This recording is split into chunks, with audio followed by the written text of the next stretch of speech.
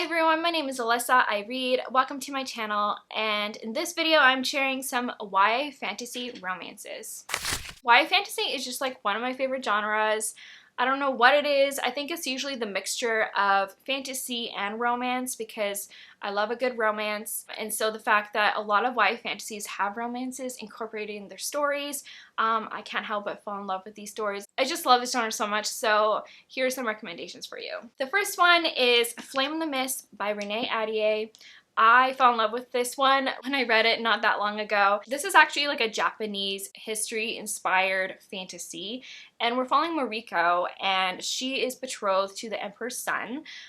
He's actually the bastard son, but he is in charge of the army and everything. So she is engaged to him, and while she is on her way to meet her betrothed, her carriage gets attacked, and she's the only survivor.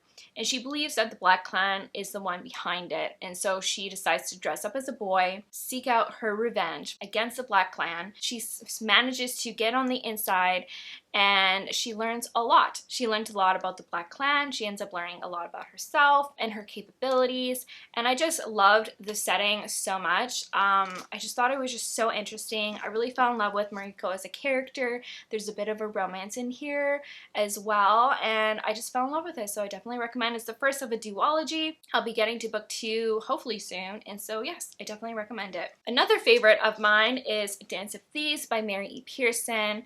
This is the first of a new series within this world. The first series is the Remnant Chronicles, with where book 1 is The Kiss of Deception, and I just fell in love with this setting in the first trilogy, and so when I heard that there's a new series in this world, I was so excited. This takes place after the events of the first series, and we're following Jace. His father dies, and he was the patriarchy of his family. His family really runs a certain area of this world. They're kind of considered an outlaw family. They don't abide by the rules of the state or the area or countries. When his father dies, he inherits everything, and he's starting to run the business of his family. And we also follow Cassie, and she was a thief at one time until the queen, our previous heroine from the other previous series, she has to come to the area that the Ballinger is in charge of and investigate some transgressions. It's become known that they're not really abiding by the rules that every other country and state has established, and so she goes to investigate her with some other people from her guard. She one day encounters Jace. They have a bit of a scuffle, but eventually get kidnapped together, and they have to work together in order to escape and to survive. They're chained together at one point, and they have to travel back to his part of the country in order to survive. And so it's about them kind of learning more about each other, learning that maybe they're less enemies. They grow fondness for each other, and this was just such a fun read. I really enjoyed the world. I really enjoyed the new characters. And I really enjoyed the romance, so I definitely recommend. Another one I read just this past year is The Mortal Rules by Julie Kagawa. This is a fantasy trilogy, and this is the first one in that trilogy, and this is actually a vampire dystopian fantasy. It's not really paranormal, even though there's vampires in it, but it reads a lot more like a fantasy. So this one, we're following Allison, and she lives in one of these vampire cities. And in these cities, the vampires kind of live in the center, and then on the outskirts is where the humans live. And the vampires trap the humans in these cities in order to take blood from them. They're kind of like blood cattle. And Allison decides she doesn't want to live that way. She doesn't want to have to voluntarily give up her blood.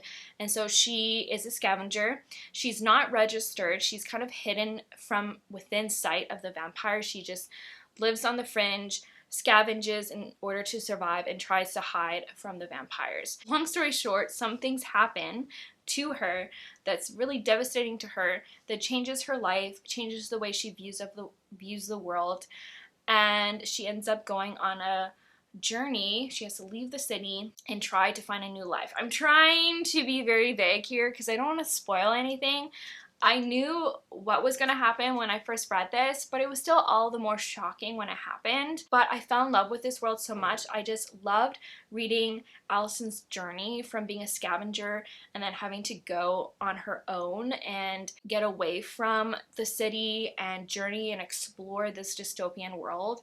And I just loved reading about the vampires as well. It's just such an interesting world, and she really grapples with stuff about just different morals.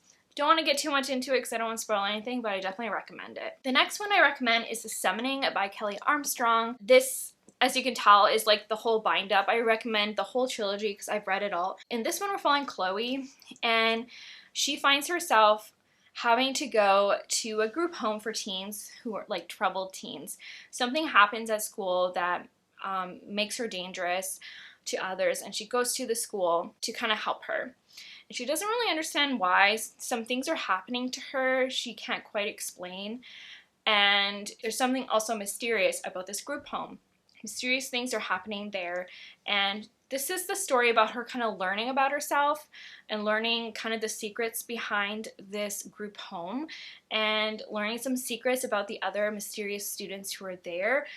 This is a paranormal story, and there is some horror elements here. This really reminds me of the Mar trilogy by Michelle Hawkins. So if you really liked that story where it's a bit of a thriller, there's a bit of a mystery, and you're not really sure what the heck is going on, and it's a little bit spooky, you probably would like this. I fell in love with the romance in this one as well.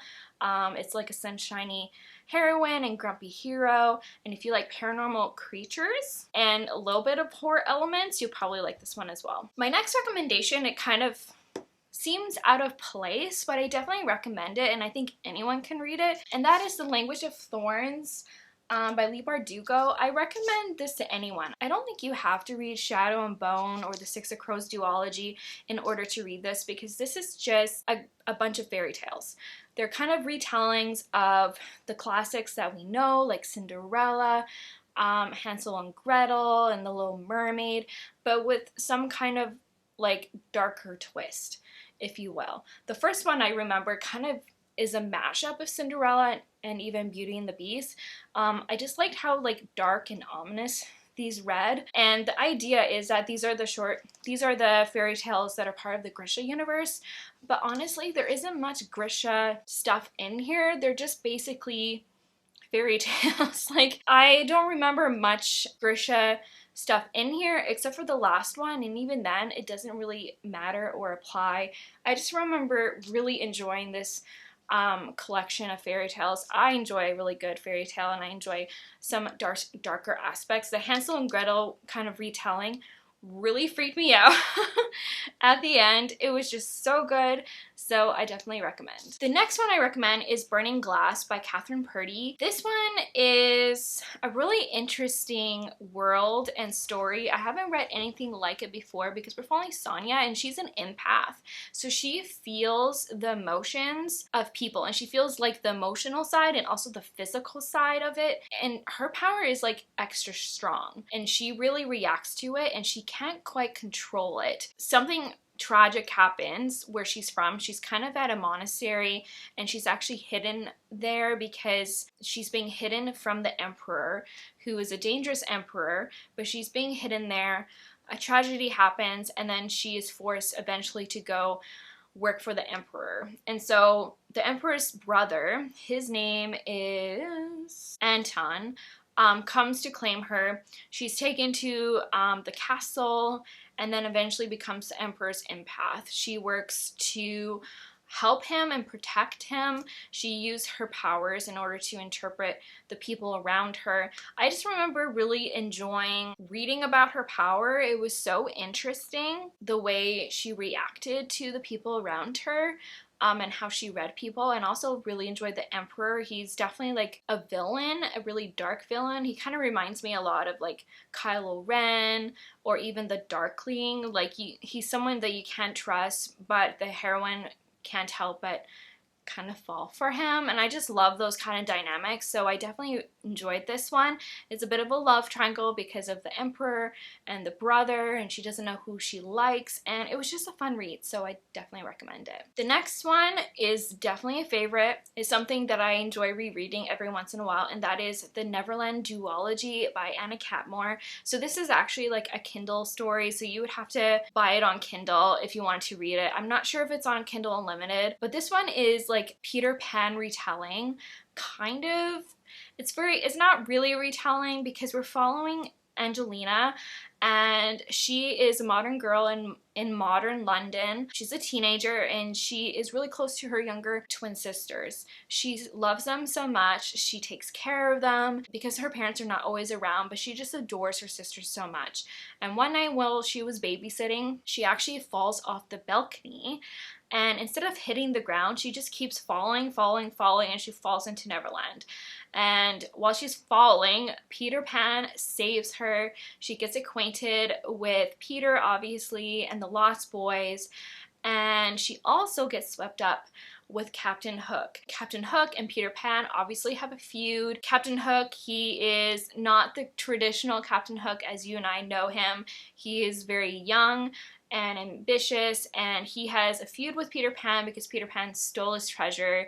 And in this world, Peter Pan and Captain Hook are actually brothers, and they just have been having this rivalry for hundreds of years. And Angelina gets swept up in it. She has a romance with Captain Hook, and I can't help but just fall in love with the story so much and their love story, and it was just a fun time. So it's a duology, so there's a second book in here as well. I recommend reading both because it's just a lot of fun. The next YA fantasy I recommend is Something Strange and Deadly by Suzanne Dennard. This is a trilogy, and it's a historical fantasy. So in this one, we're following Eleanor Fitt. She is at the telegram office because she's waiting for a telegram from her brother. Her brother has been traveling overseas, and he's coming back to visit, and she's so excited. She has a really close relationship with her brother.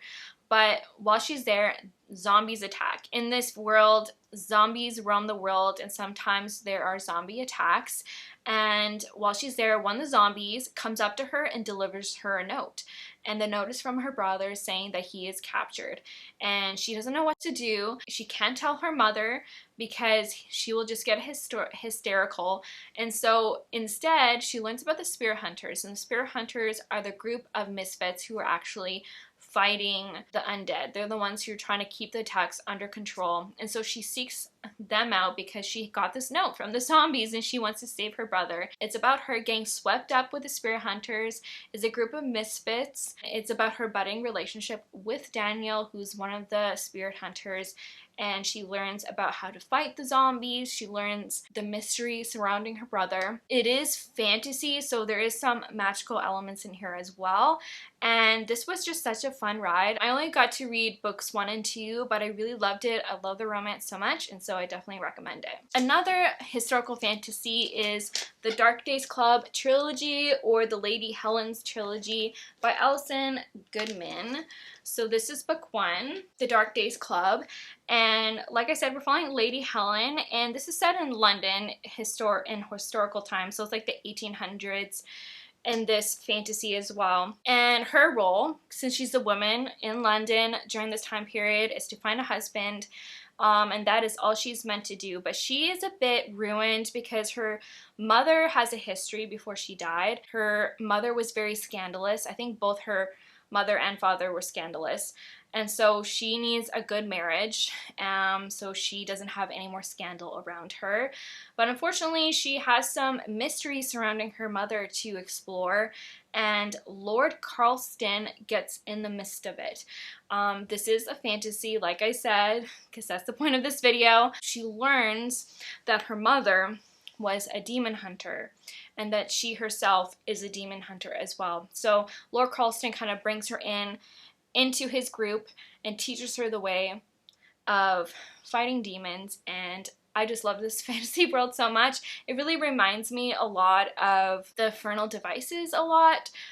This very atmospheric. If you like lords and ladies and manners and all that kind of stuff, Regency era or Victorian era London, then you'll probably like this one as well. Final fantasy I'm going to recommend is Shatter Me by Tahara Mafi. I guess this is technically maybe a dystopian, but I can't help but feel like it's a fantasy. In my mind, dystopians are kind of fantasy. So in this one, we're following Juliet, and her touch is lethal. If you touch her, you will die. And so she has been locked up for, I think, almost a year or so in isolation, and that is her life. She writes in a journal in this cell, and then one day a boy just shows up in her cell, and eventually she gets out, and the government decides to use her ability for their purposes. And so it's about Juliet, it's about Adam, it's about Warner. There's a love triangle. Like I said, it's a dystopian, and she learns how to live a world where her touch is lethal. And I don't know, I just have very fond memories of this series. It definitely has very dramatic, over-the-top feel, soap opera feel, very dramatic relationships, kind of like superhero vibes. So if you like all those things, then I definitely recommend the series. So those are all the recommendations I have for you. I would love to know if you've read any of these books before. Comment down below if you liked them. If you didn't like them, I would love to know. If you have other YA fantasy romances or just YA fantasy in general to recommend, comment down below. I always need some new ones. If you like this video, please give it a thumbs up and please subscribe. And you know what? I want you to keep reading. Bye.